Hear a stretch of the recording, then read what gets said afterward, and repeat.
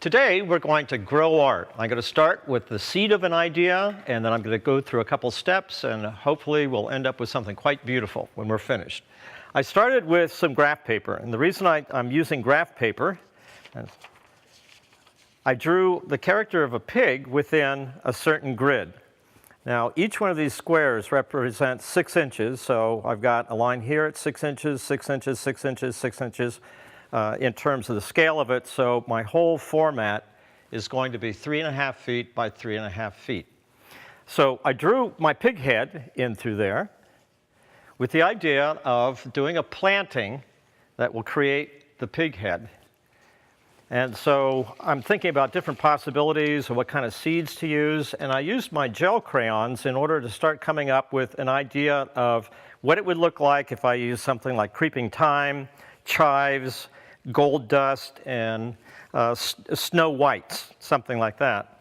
I've got another piece of tracing paper, and if I wanted to, I could check out to see what would happen with using a plant with red lines. That would give me red lines, and perhaps filling that in with our gold dust up and through here. So I can try different variations by putting some tracing paper overlays and trying to correspond the colors with seeds.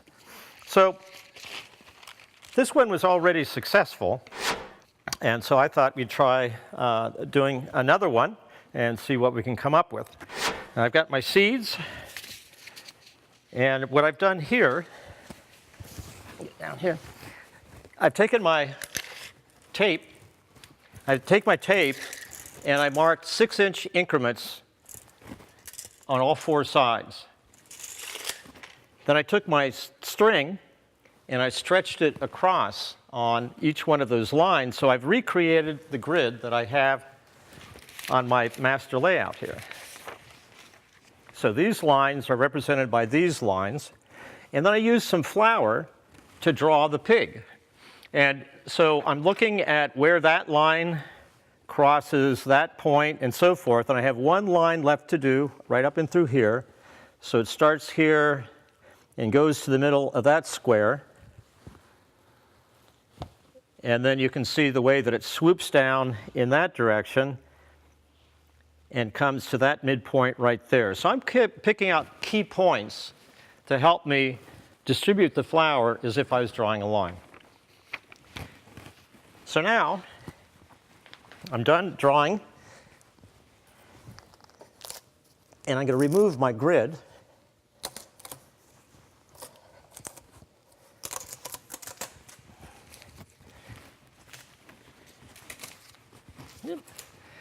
And so now I have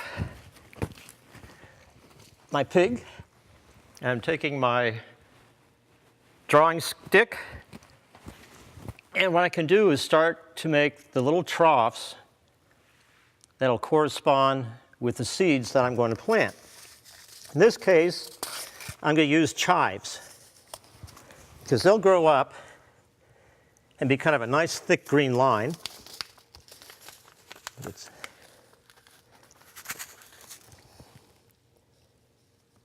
And I'm going to put them in fairly densely because I really want them to be a very nice, dense, specific line. And I can come and kind of score this up a little bit, get that ready, get some more chives. So I think you get the idea. So once I have all the lines sketched out and all these planted, I can let that grow for a bit. And then once I have those lines really well defined, then I can go back with my other, I have a green lettuce that I can put in there to have a green up against kind of a nice green, darker green, a lighter green, and so forth.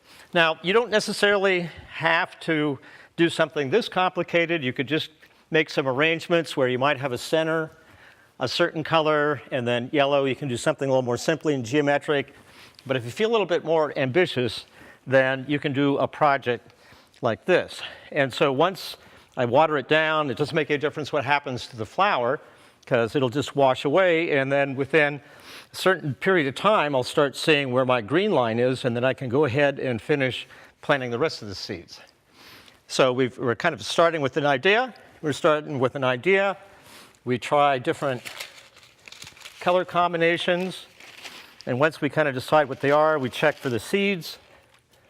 And then if you nourish it, then it's going to grow. And so that you've been able to have an idea, and then when you go outside, you'll be able to enjoy looking at your artwork as a natural thing. So gardening, art, they go together, and that is your art tip today.